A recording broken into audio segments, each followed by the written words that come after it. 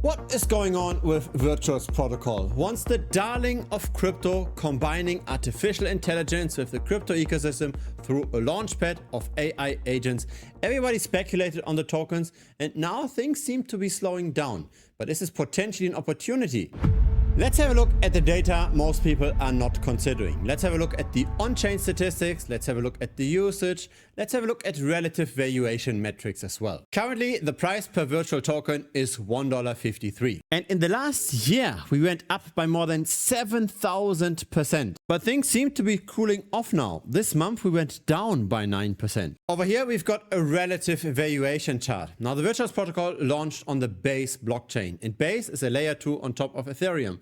So here we're looking at Virtual relative to Ethereum. How did the asset perform relative to the ecosystem token? And initially things were rather bleak. We underperformed by 70% to then see a massive rally of more than 12,000%. But especially recently, we are cooling off. Since the beginning of May to today, Virtual underperformed Ethereum by 38%.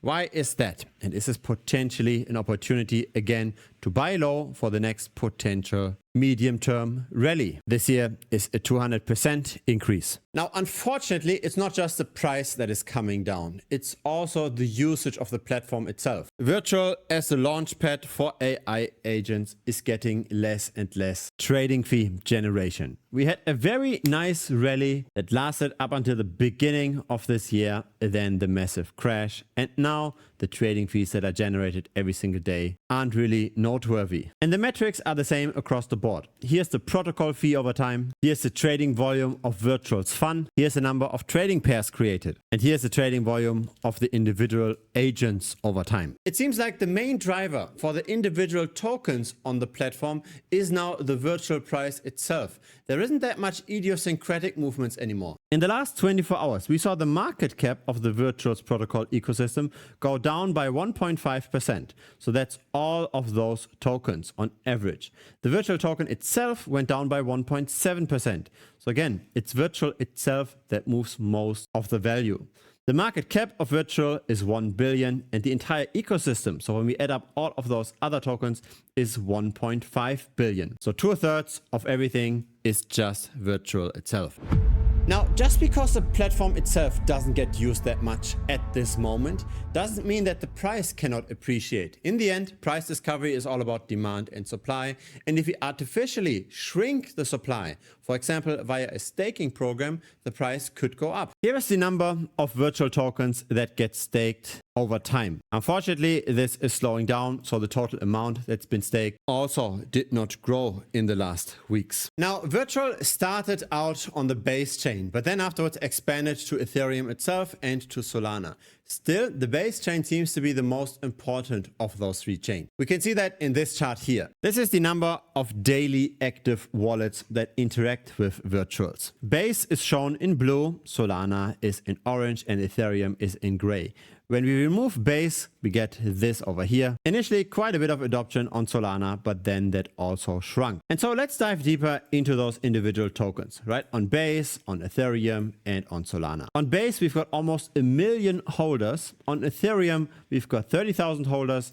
And on Solana, we've got 20,000 holders. Now here's the number of holders over time for the Base chain. On the left side, it's the retail investor. On the right side, it's the whale investor. The way we make this distinction is by looking at minimum holding thresholds. So how many virtual tokens are held in a particular wallet? For the chart on the left, that's 1,000 virtual tokens. So at the current price of $1.50 roughly, that's $1,500 worth of the token. In the middle, it's 10,000 tokens. So we go now at 10x in minimum holding. On the right, another 10x. So that's now 100,000 tokens. So clearly on the right are rather the whales, on the left is the small retail investor, and in the middle something in between. We see that all wallet cohorts rather tend to sell off their virtual over time. It started at the beginning of the year for all of them. So that's on the base chain. Here we've got Ethereum, where the launch happened at the beginning of the year. Again, all wallet cohorts tend to rather sell off, with the whales being the most aggressive of the sellers. Here is Solana, not really that much of a difference. Maybe there's a bit more of a holding situation here, but really no accumulation either. So it's quite interesting actually that we saw this rally in April of this year, right? We are not just seeing the price decline. We did see a rally. Where did this rally come from? And again, could we see something like this happen one more time? I think the rally came from short-term speculation via the perpetual futures market, so via levered bets on the price.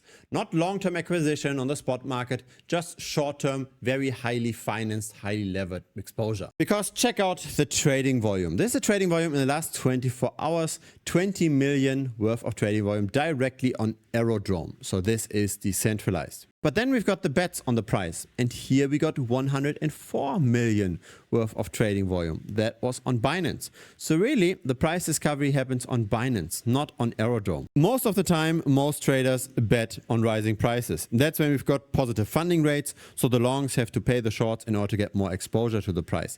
Interestingly enough, when virtuals started to underperform at the beginning of the year, more and more people started to bet on falling prices.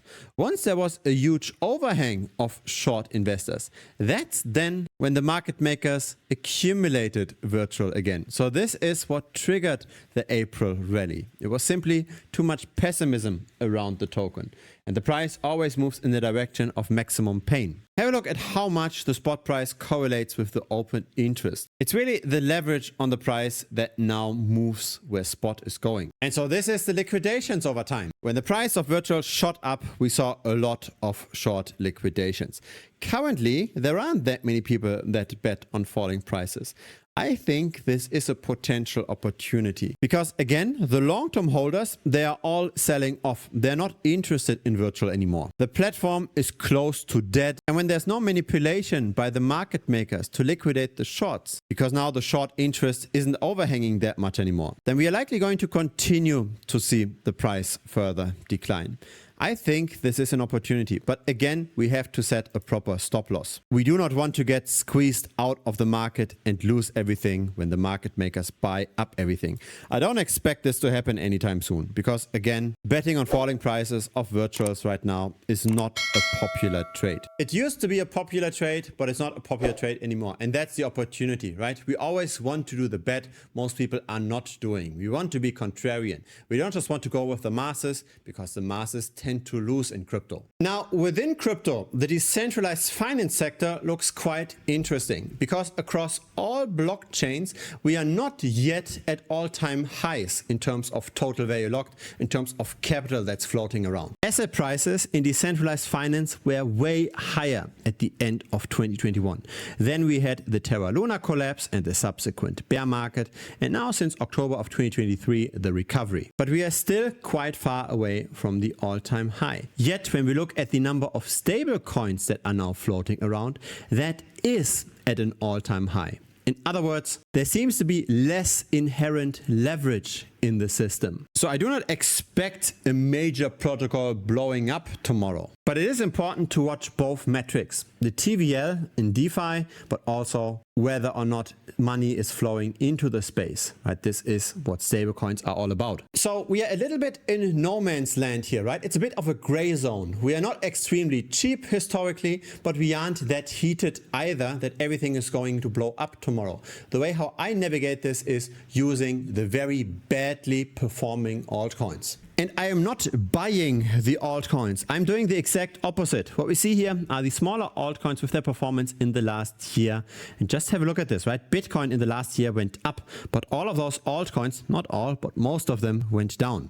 And so I'm betting on falling altcoin prices. I'm also hedging that versus the general macro. As in, if now Bitcoin and Solana and Ethereum was to suddenly go up, then my short positions in the altcoins wouldn't be affected by this because the relative performance of those bad altcoins to those major players matters. What we're seeing over here is my perpetual futures account with the current positions that I've opened together with the hedges. So it's expected that the hedges go in the opposite direction to the altcoin shorts. I've started the account with 40K 2 months ago. Now there's been more than 25% return already. I forgot to set a proper stop loss over here. That's why this went down more than I wanted to. Without that massive drop, the line would look much nicer and it would have been even more return. But 10%, more than 10% per month is more than enough for me. And so this is then how that works, right? We're just betting on poorly performing altcoins to continue to do bad. And this underperformance happens very constantly with very little volatility. And we can just flip this chart around, right? When we bet on falling prices, then it looks like this. Would you buy an asset like this? Would you buy something that continuously appreciates? Now this is a linear scale. On a logarithmic scale, it looks like this. Still, right? Very constant long-term growth under comparatively little volatility. So the chart isn't going up and down erratically that much. And I think this is really where the alpha, where the outperformance in crypto lies. It's not about finding the 1 or 2 altcoins that do a bit better. It's about exploiting the market structure. Now, why do we see so much red over here? Why do we see so many altcoins underperform that consistently? The answer is token unlocks. It's new tokens that hit the market and the demand not catching up to that growing supply. So this supply schedule here belongs to this asset. Every single week, there are hundreds of millions of dollars of unlocks in crypto.